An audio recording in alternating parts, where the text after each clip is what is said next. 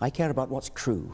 I mean, do you actually believe in your Muslim faith? Do you believe that Muhammad split the moon in two? Do you believe that Muhammad flew to heaven on a winged horse, for example? I pay you the compliment of assuming that you don't. No, I do. I believe in miracles. You believe that? Yes.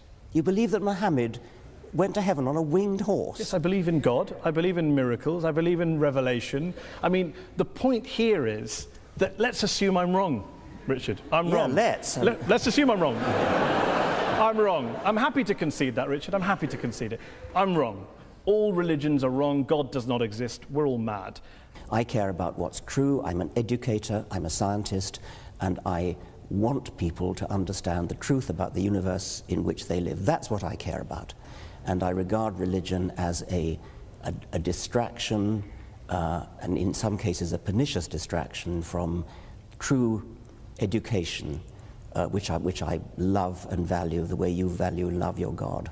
Can you not do both? Well, so long as they don't contradict each other. Richard. As long as they don't contradict each other. But if you actually believe Muhammad flew to heaven on a winged horse, that's an anti-scientific belief. And that could be wrong. But that bloody well is wrong. But that doesn't change. That doesn't change. How do you know it's wrong? Oh, come on.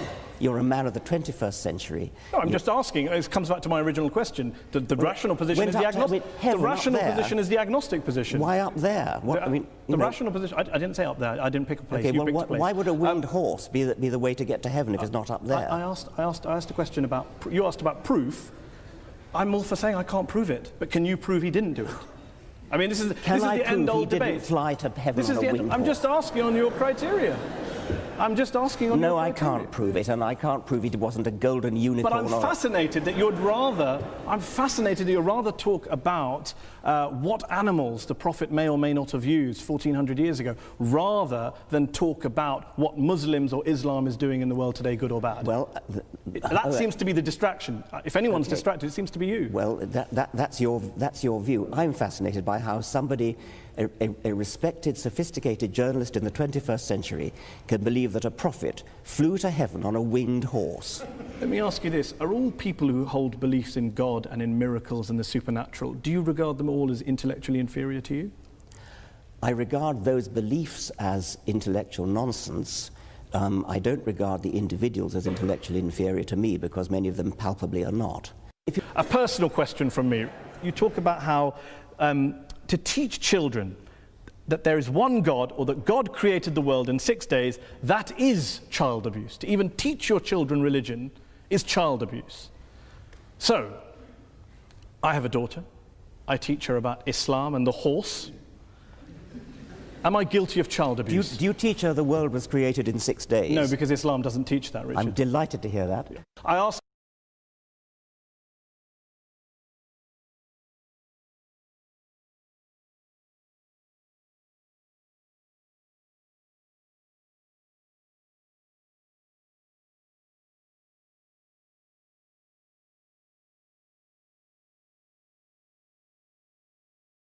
Okay, let's open up to the audience. We've been talking about God, evil, war, terrorism, bringing up your children, living a good life, religion and happiness, science versus religion. Who would like to answer the first question? Yes, you? If the Almighty God appears suddenly on the cloud or on the earth or part of the universe, what is your reaction? Are you going to believe, or are you going to go against him? What would it take for you to believe in God, not just miracles? Yeah, I mean, popping his head through the clouds. Yeah, that's the thing I've worried about a lot. Obviously, it would do wonders for the book. Would the world be a better place if religion disappeared tomorrow? Yes. Despite all the good things we discussed, you recognise. It does make me chuckle that you mock me for believing in a prophet that flies into a heaven, but you believe in lots and lots of universes that you can't show me, prove to me, test to me in a lab, as a basis of getting out of believing in a God and a prophet. I'm astonished that you should compare the two. I'm comparing the lack of evidence for the two. Well, you cannot use your own intuitive common sense in order to diss physics. I mean, if you could do that, we wouldn't need physicists. I mean, they are very sophisticated people. They do mathematics. But there are physicists like Paul Davies who have dissed the multiverse theory as being nonsense. Well, Paul Davies would rather take the view that there's something mysterious in the origin of the universe, and that's another perfectly respectable physicist's view. Steven Weinberg, the Nobel Prize-winning physicist. It's respectable if a physicist holds a view about mystery in the universe, but not if anyone else holds it. If we're talking about the origin of the universe, that is a problem in physics, yes.